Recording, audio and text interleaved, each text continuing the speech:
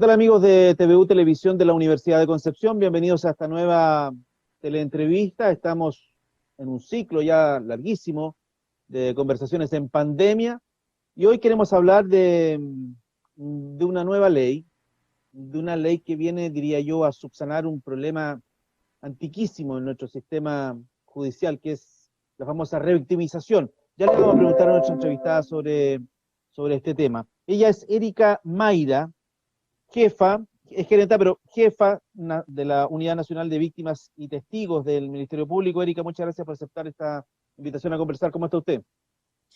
Muy buenas tardes, Hugo. Encantada de estar aquí con ustedes hablando de este tema tan importante.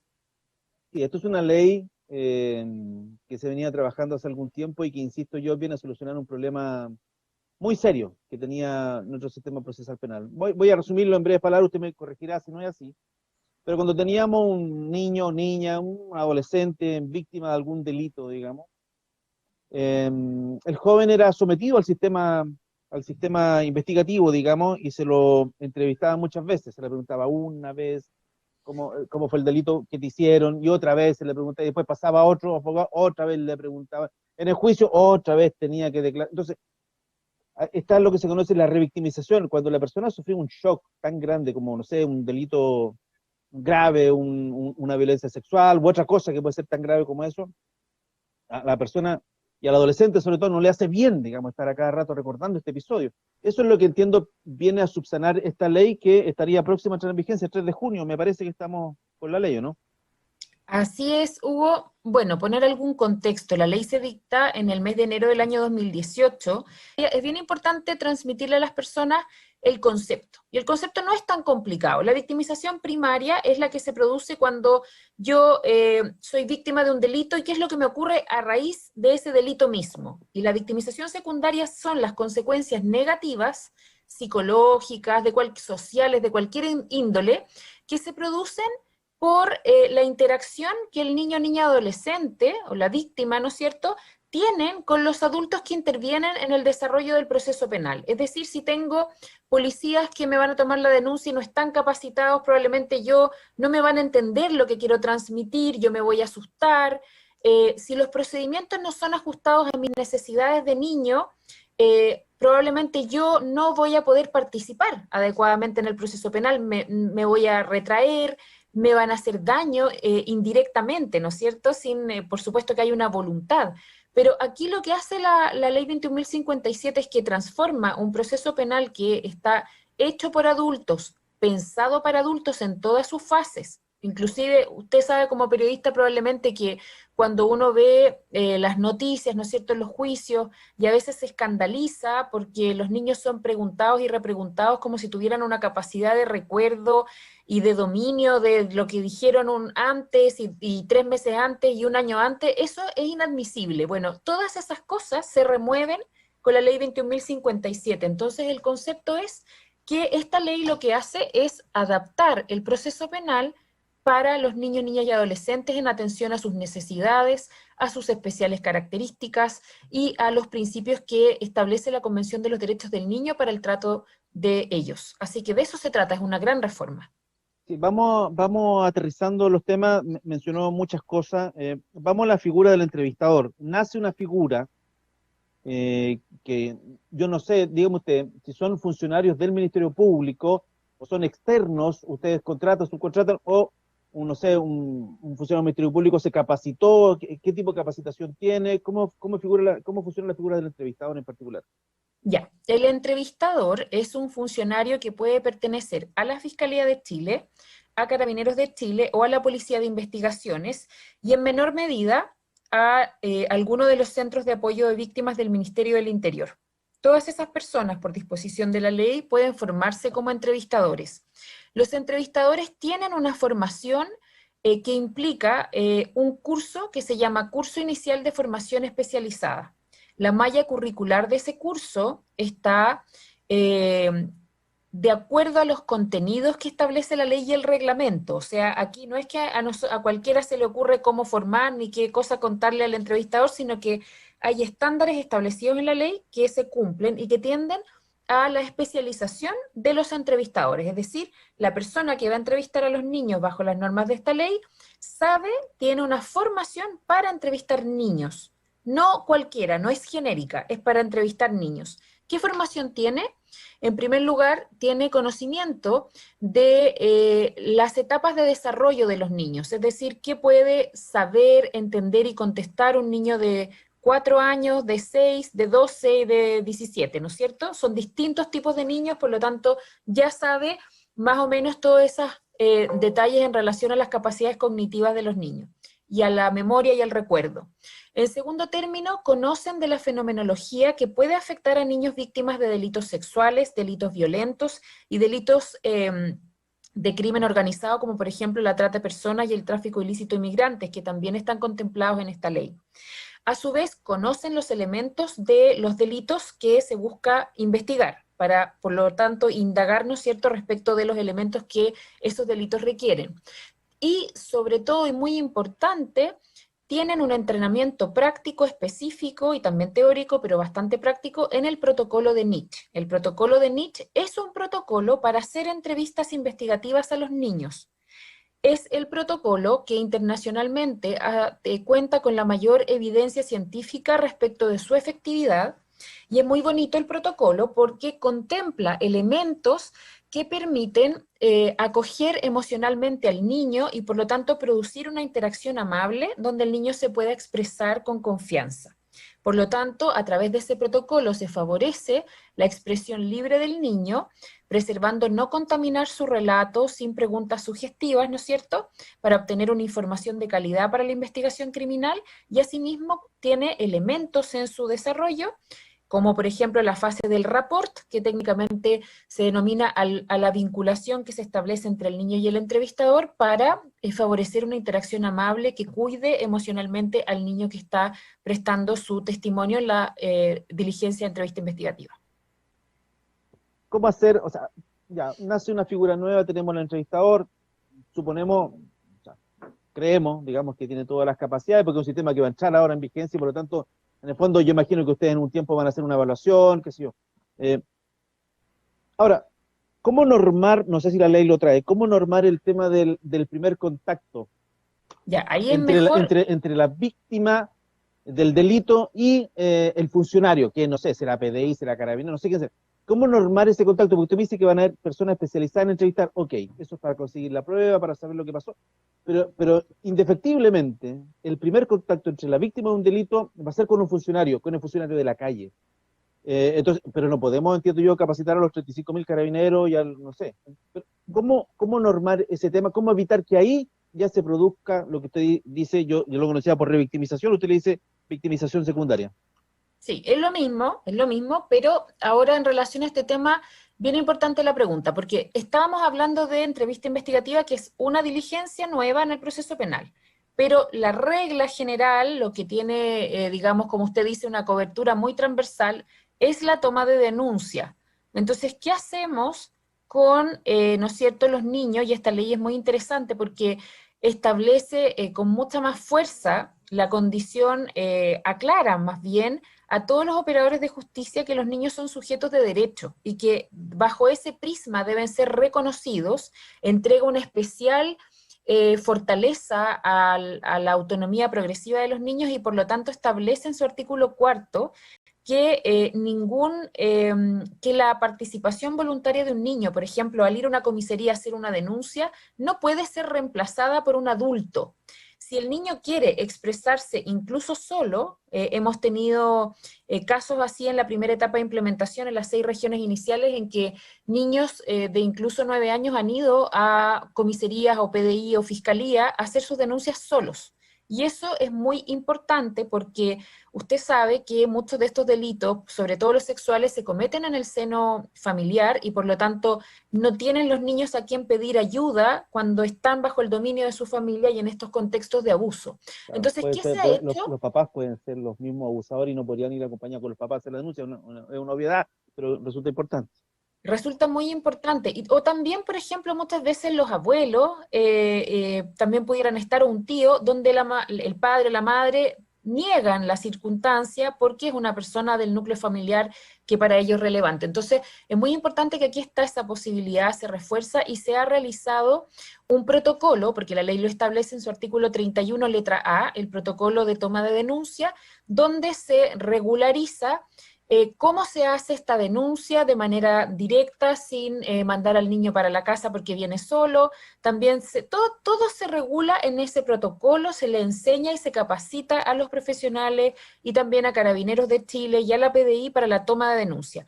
Sin ir más lejos, aparte de lo que ha hecho la propia institución de Carabineros de Chile, hoy día la Fiscalía de Chile, la Fiscalía Regional de Biobío, estuvimos trabajando durante la mañana en la capacitación de personal de Carabineros y PDI justamente en toma de denuncia, y así vamos reforzando, ¿no es cierto?, cómo se va a estructurar estos detalles, incluyendo, de hecho, la solicitud a Carabineros de Chile y a PDI, también a la Fiscalía, de incluir circuitos de atención, porque uno puede estar afuera, ¿no es cierto?, y a lo mejor encontrar que la comisaría es enorme, no sé con quién hablar, no sé qué, entonces que se establezca y que se determine un responsable por comisaría para que si ven a un niño que pueda venir a hacer una denuncia, lo conduzcan y estén preparados para recibirlo. Eso es muy importante para evitar la victimización secundaria también. Evitar las ansiedades innecesarias, preocuparnos los adultos de dar todo lo necesario para que los niños puedan sentirse acompañados y acogidos en estos contextos. Cuando entró la reforma procesal penal adolescente hace ya algunos años, nos tocó cubrirla como canal de televisión. Se acabó el discernimiento, que sí, un montón de cosas, un montón de Cierto. cosas. Esa reforma tenía una falla gigantesca, que era el tema de infraestructura. Se determinaba que determinados lugares pasaban a ser hogares y otros pasaban a ser recintos de reclusión, y que se determinó que en algunos lugares eran las dos cosas a la vez, pero no hubo ninguna inversión en infraestructura, por lo tanto el sistema, lo sé yo, colapsó, no funcionó, digamos. Se ha ido arreglando a través de la marcha, pero ahí están todos los problemas que tenemos con el Sename, con los hogares, en fin, un montón de cosas. Esta reforma, esta ley de entrevista investigativa, videograbada, imagino yo, supone infraestructura particular especial. Y no estoy hablando de la sillita chica que se coloca en la mesita con los juguetes encima, no estoy hablando de eso, estoy hablando de la infraestructura efectivamente que permita que el niño, niña, adolescente tenga la confianza para poder entregar un testimonio como corresponde. Eso está asegurado. Se lo pregunto ahora, antes de que entre la ley, porque en aquella oportunidad con la reforma penal adolescente parecía una obviedad preguntar sobre si estaba la infraestructura, y no preguntamos en aquella oportunidad. Le pregunto ahora. Claro. Sí, efectivamente, para realizar una entrevista investigativa deben existir una sala de entrevista investigativa. La ley dispone que no se puede realizar la entrevista si no es en ese espacio físico que tiene condiciones de seguridad, de privacidad y de resguardo para poder hacer las entrevistas allí, resguardando la dignidad de los niños y también, como decíamos, su privacidad y su seguridad.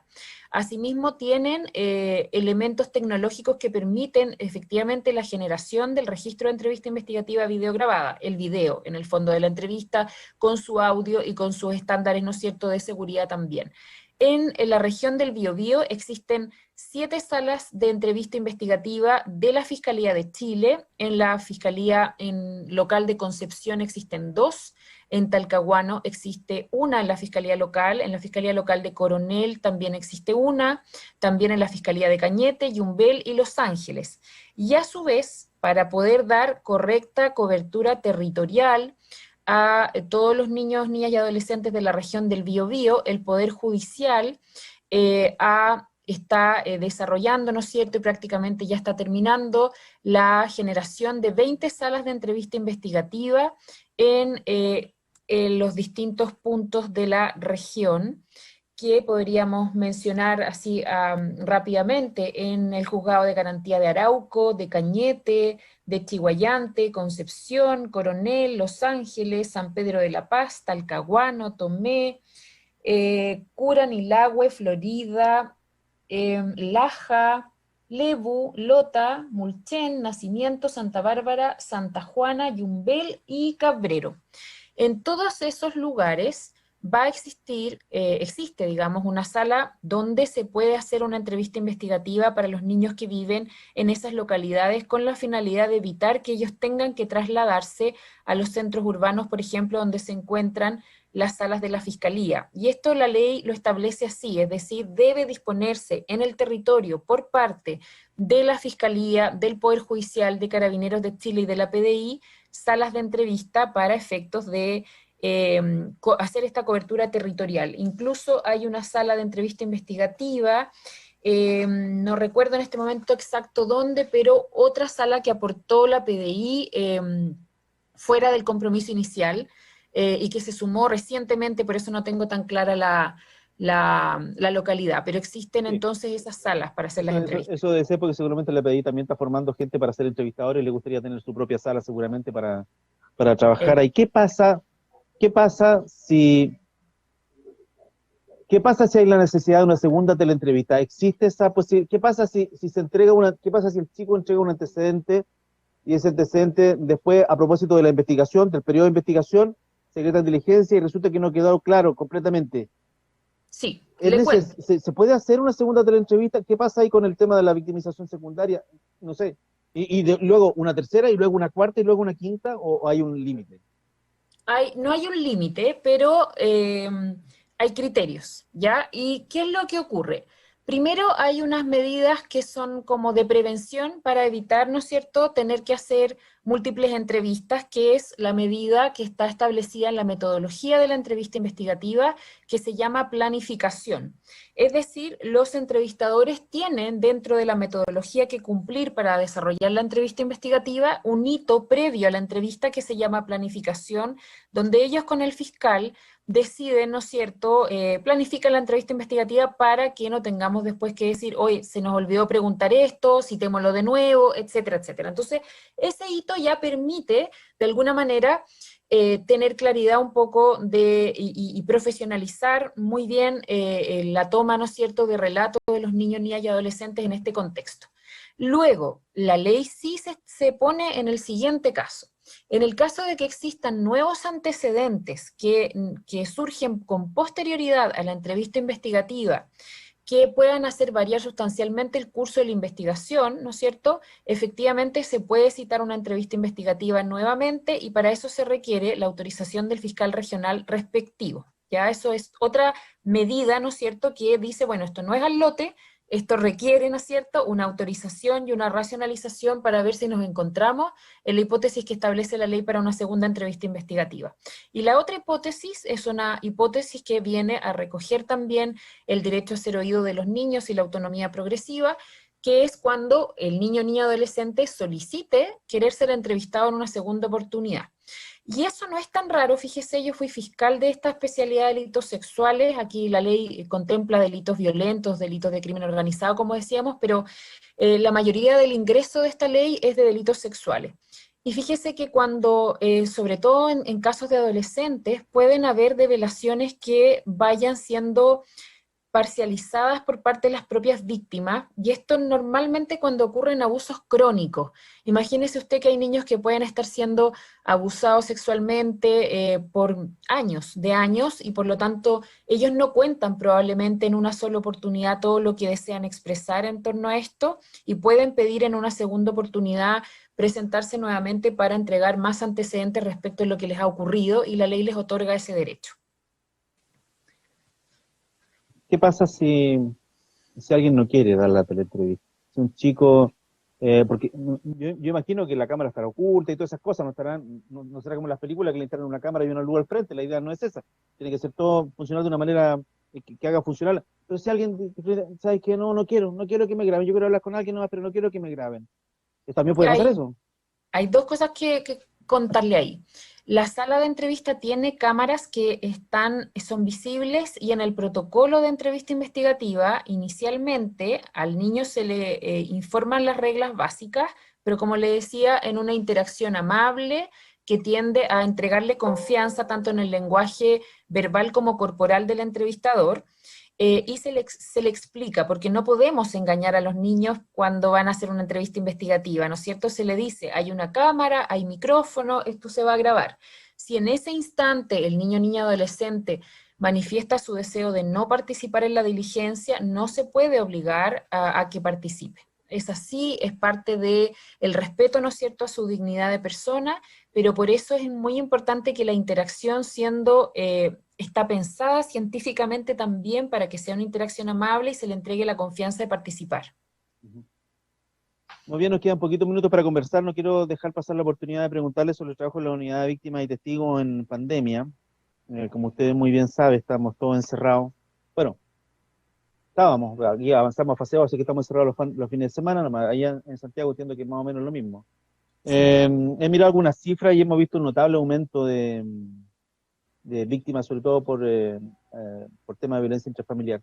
¿Qué tanto ha aumentado el trabajo de ustedes como unidad de víctimas y testigos en pandemia? Mire, el trabajo de las unidades de víctimas y testigos a nivel nacional en pandemia es altamente exigido por múltiples razones, entre ellas la entrevista investigativa videograbada. Quería comentarle que hay una cosa que no la mencionamos y es muy, muy, muy importante en este cambio paradigmático, que es que la ley establece a cargo exclusivamente de las unidades de víctimas una función que se llama evaluación previa, donde lo que se requiere es que los profesionales de las unidades de víctimas tomen contacto con los niños, niñas y adolescentes antes de una entrevista investigativa para verificar si el niño está en condiciones físicas y psíquicas de participar en la entrevista investigativa. Antes también, por falta como, ¿no es cierto?, como de pensar realmente en los niños y en sus necesidades, se disponía una diligencia y buenamente se tomaban los resguardos, pero no sabíamos siempre si el niño estaba en las mejores condiciones de participar. Hoy día la ley establece esto que se llama evaluación previa y, como le decía, está a cargo de los profesionales de URAVID, de manera que se determina si está en condiciones físicas y psíquicas de participar. Si la URAVID dice que el resultado de esta evaluación es positivo, entonces, o disponible más bien, entonces se agenda la entrevista investigativa en el menor tiempo posible. Esa es una de las nuevas funciones que asumen las unidades de víctimas de manera exclusiva, lo que también se suma a sus cargas de trabajo habituales, así como muchos de los entrevistadores en las distintas regiones del país son de las unidades de víctimas y testigos, así que están altamente demandados. A su vez, el trabajo que requiere, ¿no es cierto?, la atención de casos derivados por violencia intrafamiliar, por violencia institucional, por distintas materias, ¿no es cierto?, hace que tengan un trabajo bastante arduo y que sea un desafío permanente, ¿no es cierto?, poder asumir correctamente lo que implica la atención de víctimas y testigos en el país. ¿Tienen proyectada alguna evaluación de este nuevo sistema en, no sé, en 3 meses, 6 meses? Porque eventualmente podría ser necesario hacer algunos ajustes, digamos. Sí, nosotros la implementación de la ley 21.057 se trabaja en el seno de la Subcomisión de Implementación del Ministerio de Justicia, ya que nace de la Comisión Nacional de Seguimiento de Justicia Penal integrada por el Ministro de Justicia, el Fiscal Nacional, el General Director de Carabineros, el Director Nacional de la PDI, entre otras jefaturas relevantes, ¿no es cierto?, para el sistema de justicia penal. En ese contexto se realizan, ¿no es cierto?, trabajo de evaluación. El Ministerio de Justicia ya entregó su primera evaluación en el mes de enero del presente año, donde pudo recoger a través de encuestas y de instancias cuantitativas y cualitativas, ¿no es cierto?, que trabajó con los entrevistadores y los tomadores de denuncia de la primera etapa de implementación de las 6 regiones, compuesta por Arica, Parinacota, Tarapacá, Antofagasta, Maule, Aysén y Magallanes, y encuestados ellos y trabajados, siendo, digamos, mantenidas situaciones de focus group o de trabajo con ellos más en específico, pudieron levantar la información necesaria para generar una primera evaluación desde los operadores, porque como usted sabrá, los operadores también nos vemos en el apuro de no contar a veces con las herramientas o los recursos necesarios para atender correctamente. Entonces a ellos se les preguntó qué les parecía la ley 21.057, si realmente consideraban que había cumplido o cumplía la promesa de evitar la victimización secundaria con sus distintas medidas que ha impuesto, ¿no es cierto?, en el proceso penal.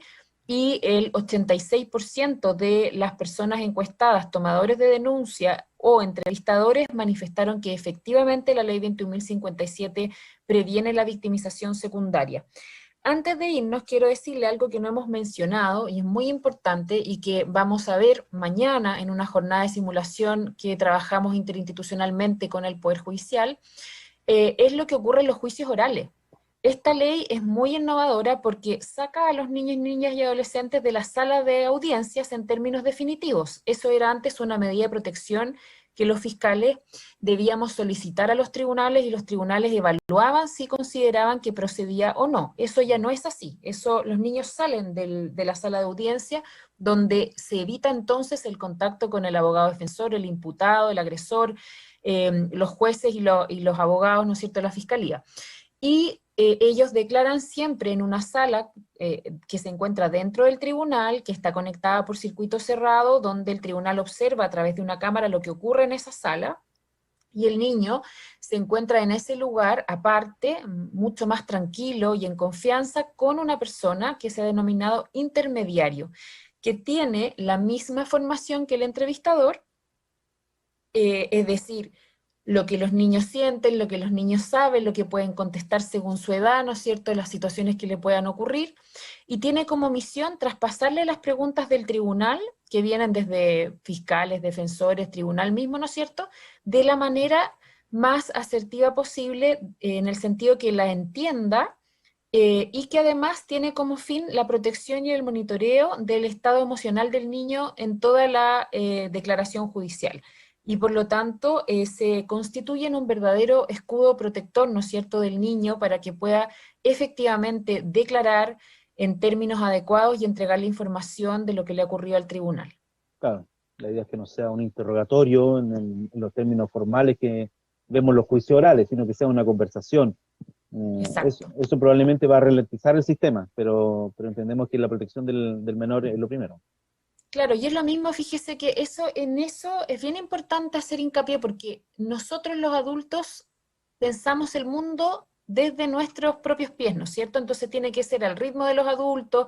Si usted habla con un anciano, una persona mayor, ¿no es cierto?, y le toma una declaración, también tiene otro tiempo para hacerse esa diligencia. Y lo mismo con los niños. Y eso es lo que la ley nos ayuda a entender. Aquí estamos hablando con niños y por lo tanto tenemos que situarnos nosotros como adultos al ritmo de los niños y a las necesidades que ellos tienen para que realmente digamos que tenemos una justicia que les permite acceder, ¿no es cierto?, en condiciones de igualdad y no discriminación al derecho a acceso a la justicia.